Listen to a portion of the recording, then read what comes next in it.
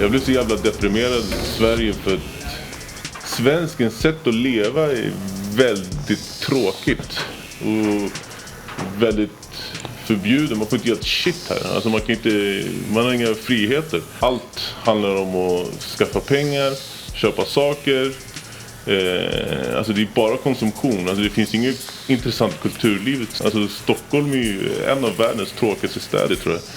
Och sen, du vet, jag var ju bara tvungen. Alltså, hade jag inte stuckit från Sverige så hade jag förmodligen hamnat på kåk eller börjat med piller eller vad som helst. Alltså det var ju en sån här nödlösning bara.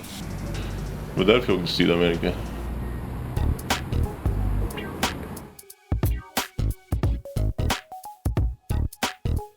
Jag är en konstnärssjäl liksom. Jag har alltid ritat. Så att jag hos dagmamma och ritade bilar och indianer, vad fan det var man ritade.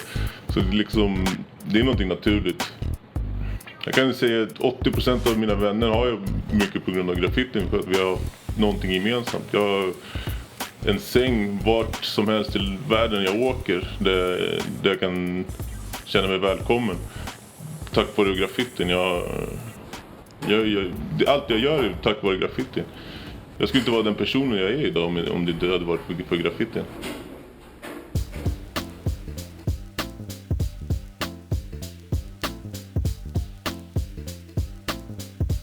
Jag har varit en av de där personerna som har haft tillgång till mycket material och mycket bra mentorer när jag växte upp.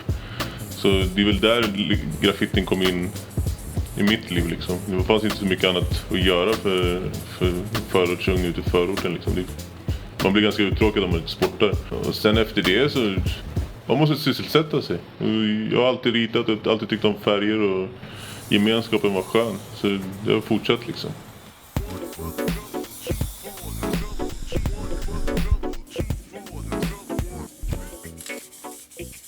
Vid väggen så sker magin liksom. Jag planerar ingenting innan. Jag planerar inte färgläggning. Jag har lite koll på hur jag ska lägga upp arbetet, men det är väldigt öppet. Och eftersom jag inte använder skiss och inte vet hur jag ska lägga färgerna, så blir det alltid en överraskning för mig själv vad det slutar i. Och det tycker jag är ganska kul.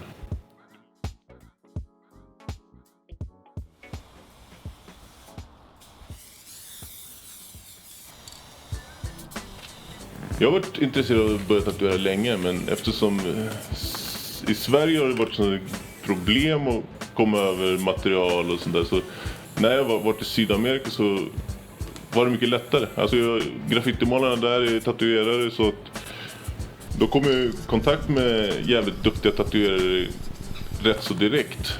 Så då har man ju haft väldigt duktiga lärare och lärt sig väldigt fort. Och där, alltså sydamerikaner är väldigt givmilda med sin information och sina kunskaper. Det är inte alls som i Sverige där folk håller på allting och liksom är rädda för att någon annan ska klampa in och ta över bara för att man är liksom osäker i sig själv. Och det är ganska schysst. Och på så sätt har jag kunnat lära mig ganska mycket om tatuering ganska snabbt.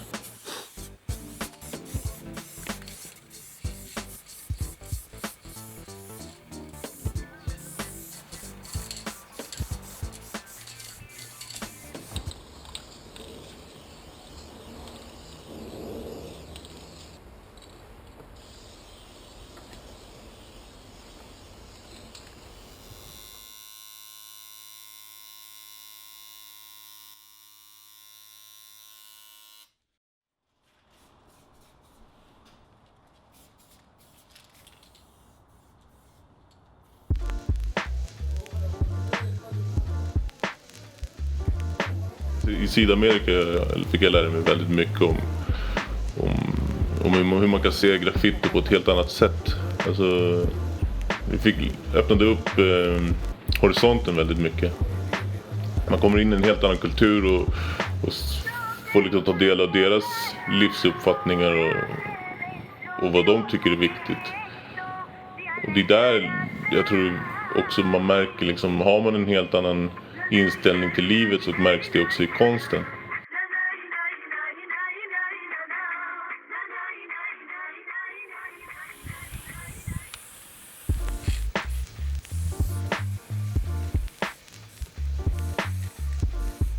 inom alla kreativa yrken så är det ju en fördel om man har hållit på med något kreativt innan. Alltså det är ju tänk, alltså kreativt tänk är det är inte som, alltså man måste ju lära sig initiativ, alltså som graffitimålare liksom. Det är ingen som kommer och säger, ja men lyssna, vi målar på den här väggen. Du måste ju komma på idén själv att du ska måla en speciell vägg. Alltså du får ju ett helt annat push, du får ett helt annat driv.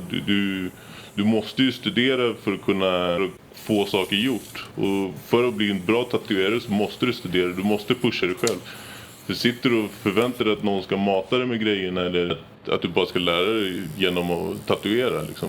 Så är det inte. Alltså du måste ju söka information konstant för att kunna bli en bra tatuerare eftersom det är så brett.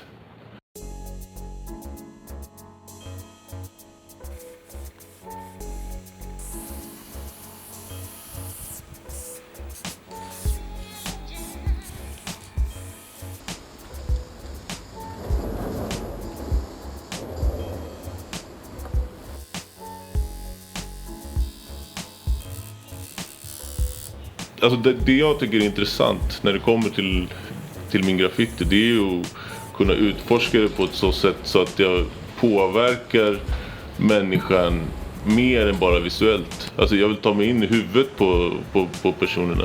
Genom att använda rätt färger, skapa rätt vibrationer med färgerna och genom att göra form som tilltalar, som refererar till människor och människor kan med sin fantasi vandra genom graffitin och hitta en egen väg och en egen betydelse för vad det är. Jag tycker det är inspirerande att se folk som målar i grupp tillsammans systematiskt och få till alltså så här, gigantiska verk som kommer påverka en hel stad. Det inspireras jag av. Det tycker jag är jävligt häftigt.